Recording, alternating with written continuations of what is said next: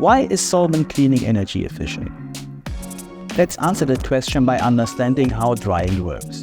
Drying is a process where you bring liquid to gas. You can speed up that process by increasing the temperature and using vacuum. Thanks to the higher vapor pressure, solvents having a higher evaporation speed. That leads to a good drying behavior.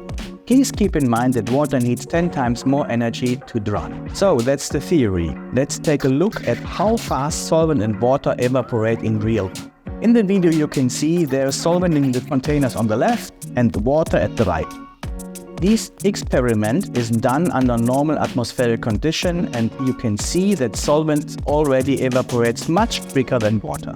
In aqueous processes you need more energy to run drying processes, like heaters, blowers, red lamps, etc. In solvent systems you do not need additional energy because of the already existing vacuum in the machine.